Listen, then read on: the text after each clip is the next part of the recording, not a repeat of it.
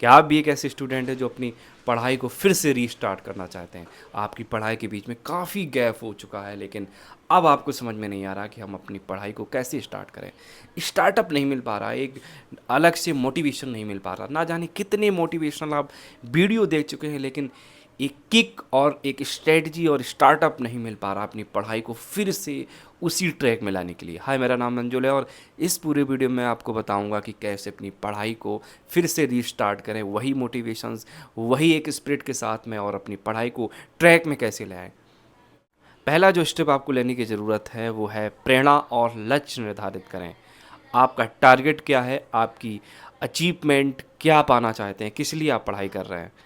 पढ़ाई को फिर से शुरू करने का पहला कदम है कि समझना कि आप पढ़ाई क्यों करना चाहते हैं। अपने टारगेट को स्पष्ट करें। एग्जाम्पल के लिए कि क्या आप एक डिग्री रूपी पढ़ाई करना चाहते हैं, या नौकरी की प्रतियोगी परीक्षाओं में पास करना चाहते हैं, या व्यक्तिगत विकास के लिए कुछ नया सीखना चाहते हैं। अपने लक्ष्यों को, अपने टारगेट को सबसे पहले आइडेंटिफाइड करें और उनको छोटे छोटे पार्ट्स में डिवाइड करें। मोटिवेशंस अपने अंदर बनाए रखने के लिए, पढ़ाई के लिए अपने जो टारगेट हैं उनको बार बार रिकॉग्नाइज करें, याद करें, और इसी से आपको मिलेगी पढ़ाई करने की एक मोटिवेशंस। ऐसी जगह पर लिख कर रखें जहां आप उसे रोज़ देखें, क्योंकि जब तक आपको टारगेट के प्रति एक मोटिवेशंस नहीं होगा, एक झुकाव नहीं होगा, तब तक आप पढ़ने के लिए एक नया स्टार्टअप और बूस्ट नहीं दे पाएंगे। सेकंड स्टेप आपको लेने की ज़रूरत है, पढ़ाई के लिए सही माहौल बनाएं। ये जितने भी स्टेप मैं आपको बता रहे हैं, ये बिल्कुल प्रैक्टिकल स्टेप हैं, आप इनको फॉलो ज़रूर करें। ये कोई लिखी हुई स्क्रिप्ट या कहानी नहीं है, लोगों के द्वारा की गई है, हमारे द्वारा भी ये की गई है। जब हम कई वर्षों पहले पढ़ाई कर रहे थे, बीच में एक गैप आ गया था, मुझे अपनी डिग्री करनी थी, मुझे पढ़ाई करना था, और मैंने इस तरीके को अपनाया था। तो दूसरा जो मैं स्टेप आपसे डिस्कस कर रहा हूँ, पढ़ाई के लिए सही माहौल बनाएं। पढ़ाई शुरू करने के लिए एकांत और व्यवस्थित जगह जरूर होनी चाहिए। यदि आपकी पढ़ाई का स्थान व्यवस्थित है या ध्यान भटकाने वाली चीज़ों से भरा है, तो पढ़ाई में रुचि नहीं आ सकती है, मुश्किल हो सकता है थोड़ा। ऐसी जगह चुनें जहाँ शोर कम हो, ज़रूरी सामग्री जैसे किताबें हैं, नोट्स हैं, पेन हैं, और पानी की बोतल आसानी से उपलब्ध हो। अपने फ़ोन को साइलेंट मोड पर रखें या पढ़ाई के दौरान इसे दूर रखें। ये एक कॉमन कॉज है, और मैं सारी वीडियो में लगभग मैं आपको बताता हूँ कि एक कॉमन डिस्ट्रैक्शन आपका स्मार्टफोन है। इस आप पढ़ाई या किसी भी काम के लिए आप एकाग्र हैं, तो अपने डिस्ट्रैक्शन जितने भी हैं उनसे दूर रहें। थर्ड स्टेप जो लेने की ज़रूरत है वो है time table and make routine. पढ़ाई को फिर से शुरू करने के लिए एक नियमित दिनचर्या होना बहुत इम्पॉर्टेंट है।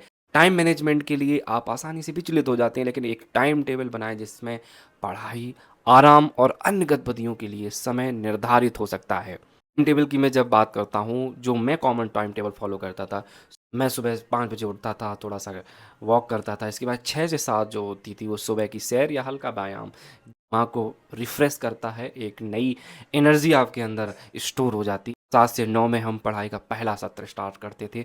जो भी टॉप या जो भी मुझे लगता था कि बहुत ही टफ सब्जेक्ट है, उनसे हम पढ़ाई करना स्टार्ट करते थे। 9 साढ़े 9 नाश्ता या छोटा सा ब्रेक ले लिया करते थे। 9:30 या 11:30 पढ़ाई का दूसरा हमारा सत्र स्टार्ट होता था। हल्के या विषय जिन्हें हम रिवीजन करना चाहते थे उनको हम पढ़ते थे, और इसके बाद में 11:30 से 12 छोटा ब्रेक या ध्यान या मेडिटेशन। ये हमारा स्टेप से, और सबके तरीके अलग अलग हो सकते हैं। आपका टाइम रूटीन आपके हिसाब से अलग हो सकता है, हमारा अलग था। अपने हिसाब से टाइम टेबल बनाइए। कहने का मतलब ये है कि आपके पास टाइम टेबल होना चाहिए। टाइम मैनेजमेंट करने के लिए एक टाइम टेबल होना बहुत ज़रूरी है। तीसरा जो स्टेप है, पुराने ज्ञान को ताज़ा करें, मतलब रिवीजन करें। कि आप अपने लंबे समय से पढ़ाई नहीं की है, तो पुराने ज्ञान को ताज़ा करना ज़रूरी है।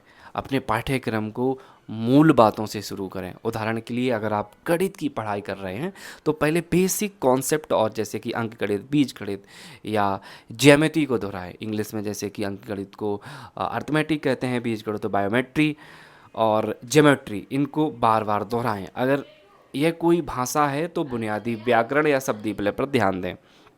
पुराने नोट्स, किताबें, ऑनलाइन संसाधन का उपयोग करें। धीरे धीरे शुरू करें, और आप एक समय आएगा कि आप एक स्टेप में और एक लाइनअप में आ जाएंगे। छोटे छोटे कदमों से प्रगति करें। पढ़ाई को फिर से शुरू करने का सबसे सबसे बड़ा खतरा है कि बहुत जल्दी बहुत कुछ करने की कोशिश करना। इससे आप जल्दी थक सकते हैं और प्रेरणा खो सकते हैं जो आपके अंदर मोटिवेशंस है। छोटे और प्राप्त लक्ष्य निर्धारित करें। उदाहरण के लिए पहले हफ्ते में हर दिन 1 या 2 घंटे पढ़ाई कर सकते हैं, वे धीरे धीरे उसके समय को बढ़ा सकते हैं। हर हफ्ते अपनी प्रगति को समीक्षा करें, मतलब जो भी आप पढ़ रहे हैं उसका आइडेंटिफिकेशन, जो भी आप पढ़ रहे हैं उसको एक बार से रियलाइज़ करें, एक बार से उसका सेल्फ इवेल्युएशन करें। क्या आपने जो भी टारगेट बनाए हैं वो हमने पूरे वीकेंड में अचीव किए हैं? अगर नहीं तो कारणों का विश्लेषण करें, अपनी रणनीति में बदलाव करें, छोटी छोटी सफलताओं को सेलिब्रेट करें, जैसे कि एक चैप्टर पूरा करने के बाद कठिन कॉन्सेप्ट को समझना। नेक्स्ट स्टेप है जिस जो भी आपके पास संसाधन हैं, डिजिटल के जितने भी प्लेटफॉर्म हैं आप उनका यूज कर सकते हैं। आज के डिजिटल युग में पढ़ाई को रोचक और प्रभावी बनाने के लिए कई सारे उपकरण हैं। आज के समय में पढ़ाई को बनाने के लिए, स्मार्ट करने के लिए बहुत सारे आपके पास प्लेटफॉर्म हैं, उपकरण हैं, कुछ उपयोगी संसाधन हैं। ऑनलाइन कोर्सेज जैसे कि यूट्यूब कोर्सेज और अनअकैडमी और ना जाने कितने प्लेटफॉर्म हैं, जहां आपको लगता है कि मुझे यहाँ वीक है और आप पढ़ाई करना चाहते हैं तो इन प्लेटफॉर्म से कोर्सेज ले सकते हैं।